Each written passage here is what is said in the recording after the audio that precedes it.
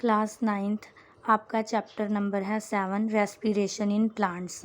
ठीक है, तो ये हमने पढ़ना है कि रेस्पिरेशन कैसी होती है प्लांट्स में। तो रेस्पिरेशन का मीनिंग क्या है? रेस्पिरेशन होती है कि जो हम फूड खाते हैं, ठीक है, फूड से हमें ग्लूकोज मिलती है और वो जो ग्लूकोज है उसकी ब्रेक डाउन होती है और ब्रेक डाउन होके हमें क्या मिलती है, उससे एनर्जी मिलती है। ठीक है, तो उसे हम क्या बोलते हैं? रेस्पिरेशन बोलते हैं। तो अब ये प्लांट्स में क्या होता है उसके बेस पे है ये। Respiration is an enzyme controlled oxidation of organic substance like glucose to release energy। वही लिखा है कि जो रेस्पिरेशन है वो एक एंजाइम कंट्रोल्ड प्रोसेस है। एंजाइम कंट्रोल्ड मीन्स कि एंजाइम की हेल्प से होती है और इसमें क्या होता है कि ऑक्सीडेशन होती है। किसकी ऑक्सीडेशन होती है? ग्लूकोज की। ग्लूकोज को क्या बोला गया? ऑर्गेनिक सब्सटेंस की। और क्या प्रोड्यूस होता है? एनर्जी निकलती है in a series of small steps. Means ये जो रेस्पिरेशन प्रोसेस होती है छोटे छोटे स्टेप्स में कंप्लीट होती है, एक स्टेप में कंप्लीट नहीं होती। It is a continuing process, ये कंटिन्यू चलती है। That occur all the times in all the cells of the organism. ये कहाँ होती है? सेल्स में होती हैं, ऑर्गेनिज्म के सेल्स में होती है और कंटिन्यू प्रोसेस से लगातार चलती रहती है। फॉर प्रोवाइडिंग एनर्जी, क्योंकि हमें एनर्जी जितनी भी एक्टिविटीज़ होती हैं हमारी बॉडी में उसके लिए चाहिए। A major part of energy liberated during respiration is trapped as chemical energy in the form of ATP. तो जो मेजर पार्ट होता है, मतलब कि ज़्यादा पार्ट है जो एनर्जी का जो रिलीज़ हो रही है रेस्पिरेशन के टाइम, वो क्या हो जाती है? स्टोर हो जाती है। किस फॉर्म में एनर्जी स्टोर होती है? एटीपी की फॉर्म में। अब एटीपी का जो फुल फॉर्म है वो क्या है? Adenosine triphosphate. ठीक है, ATP is called energy currency of cell. ATP को अब एनर्जी करेंसी ऑफ सेल बोला गया। ये क्यों बोला जाता है? आपको आ सकता है कि एटीपी को एनर्जी करेंसी ऑफ सेल क्यों बोला जाता है? क्योंकि ये क्या करता है, ATP not only store energy but make it available immediately where required. तो ये एटीपी एक तो एनर्जी को स्टोर करके रखता है, एक जब भी हमें एनर्जी चाहिए इमीडिएटली ये हमें प्रोवाइड कर देता है। रिक्वायरमेंट ऑफ एनर्जी मीन्स कि एनर्जी की क्या ज़रूरत है, क्यों रिक्वायरमेंट है? तो जितनी भी एक्टिविटीज़ होती हैं आपकी मतलब बॉडी में, आपके सेल्स में, उनके लिए ये जो एनर्जी है वो चाहिए। तो फर्स्ट पॉइंट यही था। ठीक है, फर्स्ट पॉइंट में क्या लिखा है? मेंटेनेंस के लिए चाहिए। सेकंड पॉइंट इज साइक्लोसिस और साइटोप्लाज्मिक स्ट्रीमिंग। इसका मतलब है कि जो साइटोप्लाज्म फ्लो करता है इनसाइड द सेल, मतलब कि सेल के अंदर जो भी साइटोप्लाज्म फ्लो कर रहा है, एक जगह से मूवमेंट कर रहा है, उसके लिए भी एनर्जी चाहिए। मीन्स हर एक प्रोसेस के लिए एनर्जी का होना ज़रूरी है। जो सिंथेसिस होती है बायोकेमिकल्स की, सेल ऑर्गेनेलिज फंक्शन करती हैं, आरएनए बनता है, प्रोटीन बनती है, एंजाइम्स बनते हैं, तो इन सब के लिए, इनकी फॉर्मेशन के लिए क्या चाहिए हमें? एनर्जी। ठीक है, तो वो कहाँ से मिलती है? जब रेस्पिरेशन प्रोसेस होती है। तो नेक्स्ट है आपका टॉपिक रेस्पिरेशन एंड कंबशन। तो रेस्पिरेशन एंड कंबशन क्या है? कंबशन को हम बर्निंग भी बोलते हैं। Both respiration and combustion have similar inputs and products. Means हम इन्हें देते भी सेम है और जो हमें इनके प्रोडक्ट मिलते हैं, एंड प्रोडक्ट मिलते हैं, वो भी सेम ही मिलते हैं। तो नेक्स्ट है सिमिलैरिटीज़ क्या है इन दोनों में? बोथ रिक्वायर ऑक्सीजन, दोनों को ऑक्सीजन चाहिए, दोनों में एनर्जी रिलीज होती है। Complex substances are broken into simpler substance. तो दोनों में क्या होता है कि जो कम्प्लेक्स सब्सटेंस है वो टूटकर छोटे छोटे सब्सटेंस में टूट जाता है। Fourth is carbon dioxide is release. जो दोनों में कार्बन डाइऑक्साइड बाहर निकलती है और ऑक्सीजन इनपुट दी जाती है। दोनों में water is produced as a product. Water एक प्रोडक्ट है, मीन्स वाटर भी बाहर निकलता है। तो इसमें डिफरेंस भी है, ये सिमिलैरिटी थी। डिफरेंस क्या है? First cheese, it is a multi step reaction. Means काफ़ी स्टेप्स में ये कंप्लीट होती हैं, ये सिंगल स्टेप में कंप्लीट हो जाती हैं। Cellular process, respiration is an intra cellular process.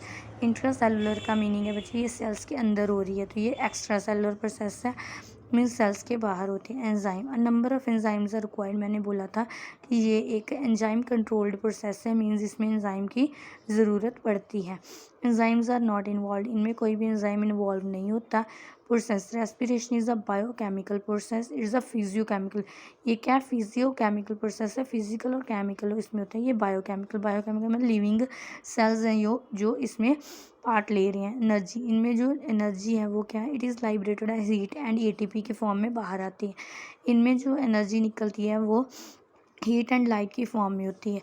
Intermediates, it produce a number of intermediates. इनमें इंटरमीडिएट्स बनते हैं, इनमें एब्सेंट होते हैं। Temperature, respiration occur eight body temperature पे हो जाती है, जो कंबशन बर्निंग होती है वो हाई टेम्परेचर पे होती है। नेक्स्ट है आपका टॉपिक टाइप्स ऑफ रेस्पिरेशन। तो रेस्पिरेशन कितने टाइप की है? तो जो रेस्पिरेशन होती है वो विद और विदाउट ऑक्सीजन होती है, ठीक है। दो तरह की है आपकी रेस्पिरेशन, एक होती है एरोबिक रेस्पिरेशन, ठीक है, एंड एक है एनारोबिक रेस्पिरेशन। जहाँ भी एरोबिक आ गया वो जो रेस्पिरेशन होती है वो ऑक्सीजन की प्रेजेंस में होती है, एंड जो एनारोबिक रेस्पिरेशन है in the absence of oxygen होती है। तो आपका टॉपिक है The process of aerobic respiration is a multi-step complete oxidative breakdown of respiratory substance। respiratory substance कौन सा है? जो भी आपका था ऑर्गेनिक सब्सटेंस लाइक ग्लूकोज है, उसकी क्या होती है? ब्रेकडाउन होती है। ये एंजाइम कंट्रोल प्रोसेस है। इनटू क्या निकलता है बाहर? Carbon dioxide and water with the help of oxygen, oxygen की हेल्प से होती है, ठीक है। Aerobic respiration is the usual mode of respiration in plants. ये जो होती है प्लांट्स में होती है, और इसमें जो एनर्जी निकलती है बच्चे, मैक्सिमम अमाउंट ऑफ एनर्जी जो रिलीज होती है, ठीक है। तो इसमें जो आपकी रिएक्शन है केमिकल रिएक्शन एरोबिक रेस्पिरेशन की, आप कैसे लिखोगे? ग्लूकोज, ग्लूकोज में क्या डाला? ऑक्सीजन, ऑक्सीजन की प्रेजेंस में हो रही है ये रेस्पिरेशन, एंजाइम हेल्प कर रहे हैं। तो जब ऑक्सीजन जो ग्लूकोज है आपका, इसकी ब्रेक डाउन होती है इन दी प्रेजेंस ऑफ ऑक्सीजन, तो क्या निकलता है? Carbon dioxide plus water plus energy. तो एनर्जी कितनी निकल रही है? 686 किलो कैलोरी भी बोल सकते हो, और 38 ATP मॉलिक्यूल्स जो एनर्जी है वो रिलीज होती है, ठीक है। तो एरोबिक रेस्पिरेशन अकर इन 2 स्टेप्स। जो एरोबिक रेस्पिरेशन है 2 स्टेप्स में कंप्लीट होती है। फर्स्ट स्टेप है आपका ग्लाइकोलाइसिस, एंड सेकंड स्टेप है आपका क्रेब्स साइकिल। अब ग्लाइकोलाइसिस का क्या मीनिंग है? ग्लाइकोलाइसिस का क्या मीनिंग होता है? ग्लाइको का मीनिंग होता है जैसे ग्लूकोज हो गया, लाइसिस का मीनिंग हो गया उसकी ब्रेक डाउन होनी। तो ग्लाइकोलाइसिस बच्चे फर्स्ट स्टेप है रेस्पिरेशन का, ये कॉमन होता है बोथ एरोबिक में भी एंड इनर एनारोबिक में भी। मोड ऑफ रेस्पिरेशन, ये जो ग्लाइकोलाइसिस प्रोसेस चलती है वो साइटोप्लाज्म में होती है। इसमें जो रेस्पिरेटरी सबस्ट्रेट है वो क्या होता है? Double phosphorylated. डबल फॉस्फोराइलेटेड का क्या मतलब है बच्चे? मतलब ADP, डाई फॉस्फेट होते हैं, मतलब 2 फॉस्फेट ग्रुप्स प्रेजेंट होते हैं, ठीक है। तो इसमें क्या होता है कि जो आपका ग्लूकोज है, मेन इसमें क्या होता है कि जो ग्लूकोज है, ग्लाइकोलाइसिस प्रोसेस वो होती है कि ग्लूकोज की ब्रेक डाउन होती है। जब ग्लूकोज टूटता है तो क्या बनाता है? 2 ग्लूकोज मॉलिक्यूल टूट के क्या बनाते हैं? 2 मॉलिक्यूल्स ऑफ पाइरूवेट, ठीक है। तो इसकी जो आप रिएक्शन लिखोगे वो ऐसे लिखोगे। और इसमें बनता क्या है? और क्या बनता है इसमें?